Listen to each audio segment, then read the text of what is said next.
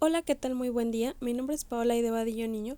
Soy estudiante de la licenciatura de Nutrición y Salud en la Universidad Autónoma de la Ciudad de México. En este video hablaré sobre Justus van Liebig y sus aportaciones en la nutriología.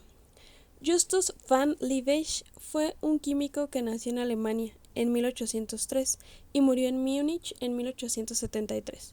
Entró a la Universidad de Bonn en 1820 y posteriormente se convirtió en un muy reconocido profesor, y también fue considerado uno de los pioneros en el estudio de la química orgánica.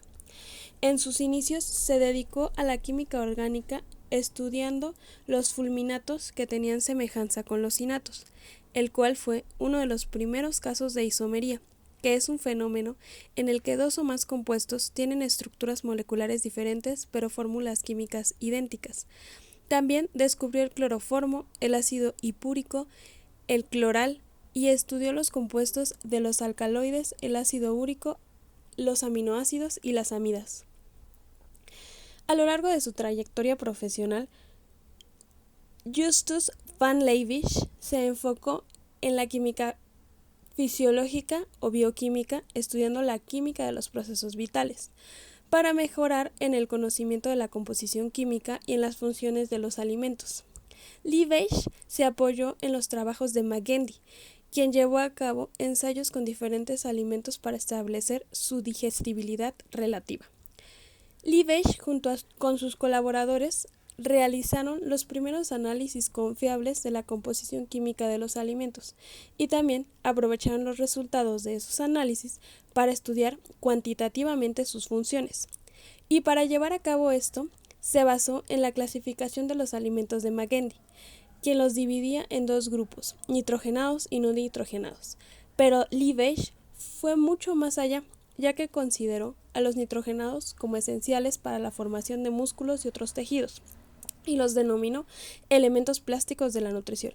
Sin embargo, él pensaba que los no nitrogenados eran principalmente fuente de calor y energía animal, porque al componerse solo de carbono, hidrógeno y oxígeno eran el combustible principal del organismo, rindiendo al oxidarse CO2 y agua.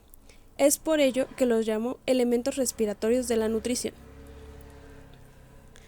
Liebig clasificó a los alimentos en tres grandes grupos: en grasas, proteínas e hidratos de carbono, y después de haber construido los primeros aparatos que permitían absorber el anhídrido carbónico expulsado en el proceso de la respiración, estuvo en condiciones de demostrar que el calor del cuerpo, o sea, la energía vital, era el resultado de la combustión de grasas e hidratos de carbono, o sea, de los alimentos digeridos en el interior del organismo. Liebig también postuló un proceso químico sobre la disolución de la carne en el estómago. Él mencionó que cuando se ingería carne y ésta llegaba al estómago, se producía un proceso químico realizado por un componente gástrico, que era el ácido clorhídrico. Este jugo gástrico lo producían unas pequeñas glándulas de la mucosa, que vertían directamente en el estómago, y tanto su volumen como su carácter estaban influenciados por el tipo de alimentación. Los primeros trabajos que analizó Liebig fueron esenciales para poder conceder después el valor nutritivo de las proteínas.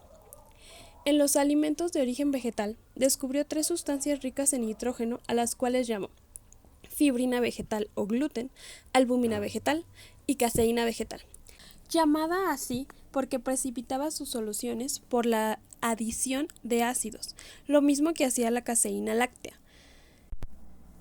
El análisis químico de estas tres sustancias demostró que contenían las mismas proporciones de nitrógeno y carbono, y esto y otras particularidades lo llevaron a concluir que tenían la misma composición y que formaban parte de toda la materia. También se introdujo en la industria de los alimentos, llevando a cabo un procedimiento de su invención para preparar extractos de carne. Él creía que el valor nutritivo de los caldos era por las sales minerales extraídas de la carne por la cocción. Estos extractos de carne fueron utilizados en todo el mundo hasta mediados del siglo XX, teniendo su propia compañía y marca de extractos de carne. Liebig también expuso con claridad sus ideas sobre el metabolismo energético en su libro De Química Animal, del cual procede la siguiente cita. El recambio de alimentos proteicos en los animales adultos, como demuestra la excreción continua de urea, incluso cuando no se consume ninguno de tales materiales, se explica porque los músculos se consumen a sí mismos cuando ejercen su fuerza muscular. Esta fuerza se libera cuando la molécula se rompe en fragmentos, pero estaba equivocado, ya que dos científicos, Fick y Wilsenus, realizaron un experimento que consistió en escalar un monte de 1970 metros de altitud, con una dieta en la que excluyeron todo alimento que llevase nitrógeno. Midiendo su nitrógeno urinario, comprobaron que durante la ascensión al monte e inmediatamente después de realizada, no excretaban más nitrógeno que cuando descansaban plácidamente, lo que indicaba que la proteína consumida durante la ascensión no era suficiente para proporcionar toda la energía requerida. Y de acuerdo con los conocimientos actuales, el músculo funciona como una máquina que oxidando la glucosa lleva a cabo su trabajo gracias a la energía liberada en su oxidación. Pero todas estas investigaciones contribuyeron a popularizar la creencia de que la carne era un alimento esencial para reparar y mantener en buen estado el tejido muscular. Los trabajos de Liebig permitieron contar con un método científico de evaluación cuantitativa del valor nutritivo de las dietas. Esto fue posible gracias a las mejoras que introdujo, junto con sus colaboradores, en el análisis químico general y en el de los alimentos en particular. Esto permitió determinar con exactitud y fiabilidad el carbono y el nitrógeno que pierde cada 24 horas el organismo con la respiración y con la excreción, tanto urinaria como fecal.